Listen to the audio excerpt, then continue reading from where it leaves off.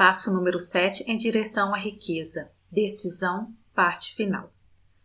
Mentes começam a trabalhar em conjunto.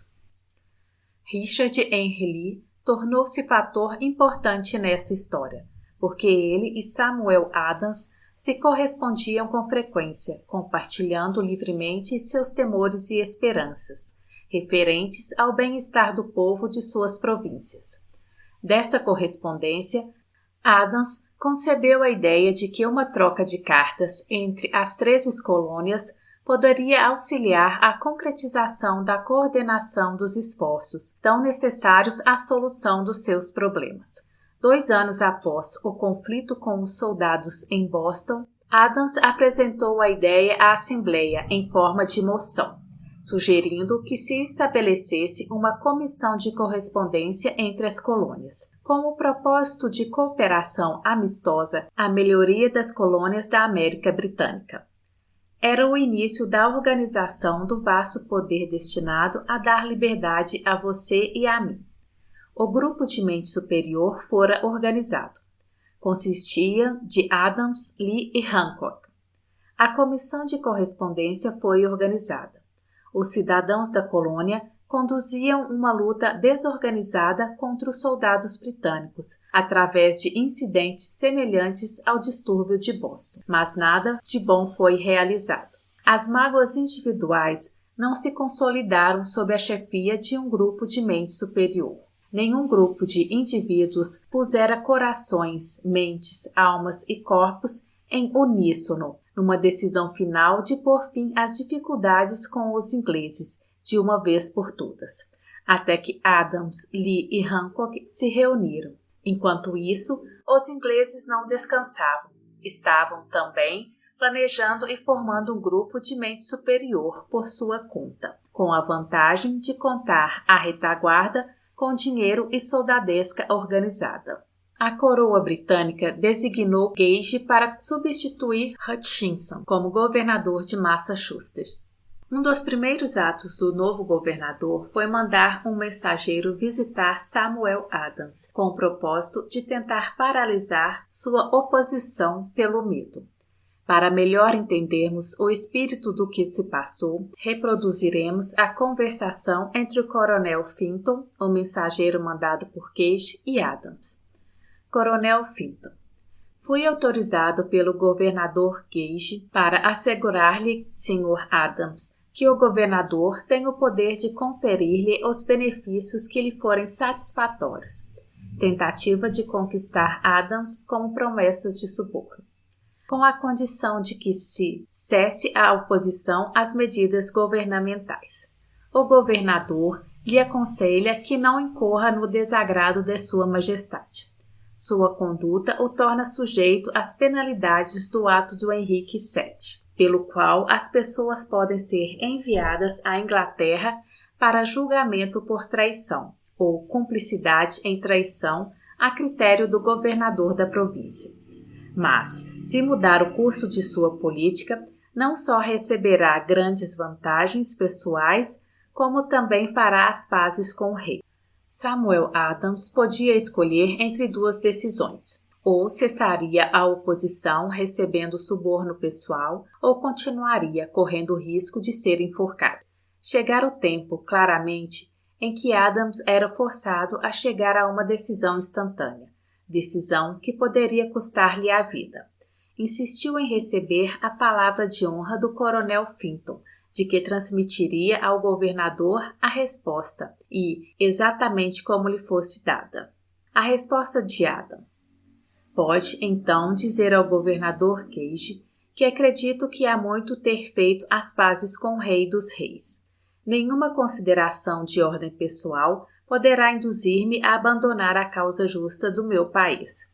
E diga ao governador Gage que o conselho de Samuel Adams é que não mais insulte os sentimentos de um povo exasperado.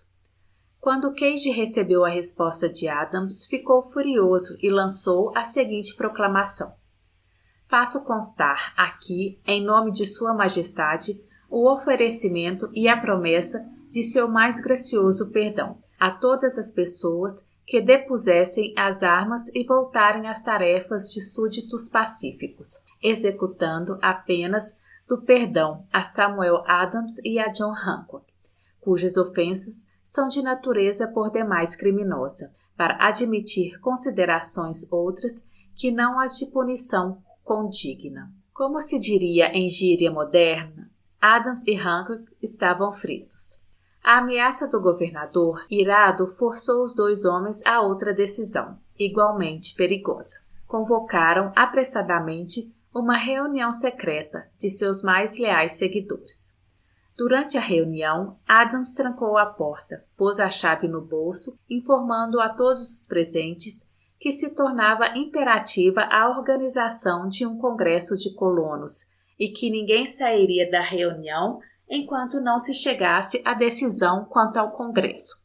Seguiu-se grande excitação.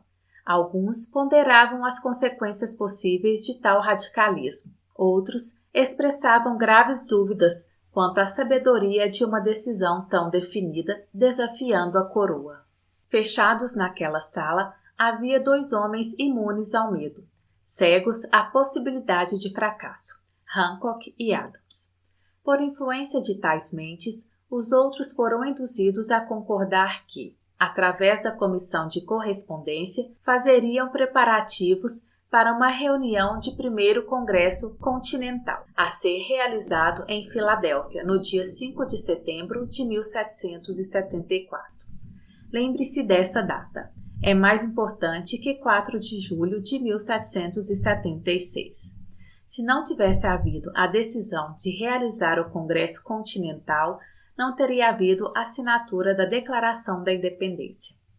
Antes da primeira reunião do novo Congresso, outro líder, numa parte diferente do país, estava profundamente envolvido na decisão de uma visão sumária dos direitos da América Britânica. Era Thomas Jefferson, da província de Virgínia, cujas relações com Lord Dunmore, representante da coroa na Virgínia, estavam tão tensas quanto as de Hancock e Adams com o governador deles. Pouco depois da publicação de seu famoso Sumário dos Direitos, Jefferson foi informado de que estaria sujeito à acusação de alta traição contra o governo de Sua Majestade. Inspirado pela ameaça, um dos colegas de Jefferson, Patrick Henry, emitiu sua opinião corajosamente, concluindo os comentários com a sentença que se tornaria clássica para sempre. Se isso for traição, aproveite-a ao máximo.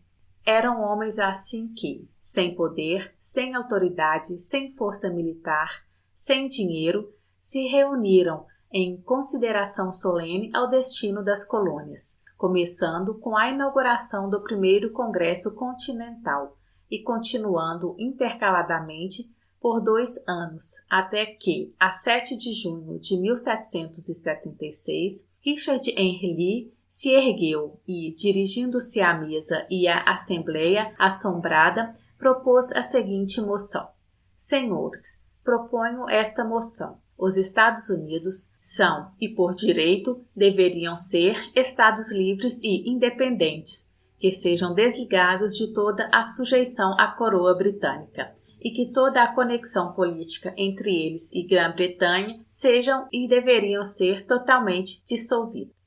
A surpreendente moção de Lee foi fervorosamente discutida e a tal ponto que esse acabou por perder a paciência. Afinal, após vários dias de discussão, novamente pediu a palavra e declarou em voz firme e clara: Senhor Presidente, já discutimos este assunto durante vários dias. É o único rumo que podemos seguir. Por que, então, demorar tanto? Por que deliberar ainda? Que esse dia feliz faça nascer uma república americana. Que ela se erga não para devastar e conquistar, mas para restabelecer o reino da paz e da lei. Antes de sua moção ser finalmente votada, Lee foi chamado de volta à Virgínia, por motivo de doença séria na família, mas, antes de partir, colocou a causa nas mãos do amigo Thomas Jefferson, que prometeu lutar até alcançar oposição favorável.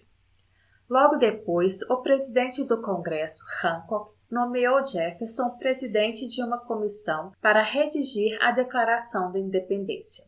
A comissão trabalhou longa e arduamente num documento que significaria, quando aceito pelo Congresso, que todo homem que a assinasse estaria assinando sua própria sentença de morte. Caso as colônias perdessem a luta com a Grã-Bretanha, o que parecia certo de acontecer. O documento foi redigido e, a 28 de junho, o esboço original foi lido perante o Congresso. Durante vários dias foi discutido, alterado e melhorado. A 4 de julho de 1776, Jefferson, diante da Assembleia, leu, sem medo, a mais momentosa decisão jamais colocada no papel. Quando, no decurso de acontecimentos humanos, tornar-se necessário a um povo dissolver os laços políticos que o uniam a outro e a assumir entre os poderes da terra a posição independente e igual a que, pelas leis naturais e pelo Deus da natureza, tem direito, respeito decente às opiniões da humanidade exige que sejam declaradas as causas que o impelem à separação. Quando Jefferson terminou, o documento foi votado, aceito e assinado por 56 homens, cada um arriscando a própria vida na decisão de escrever seu nome.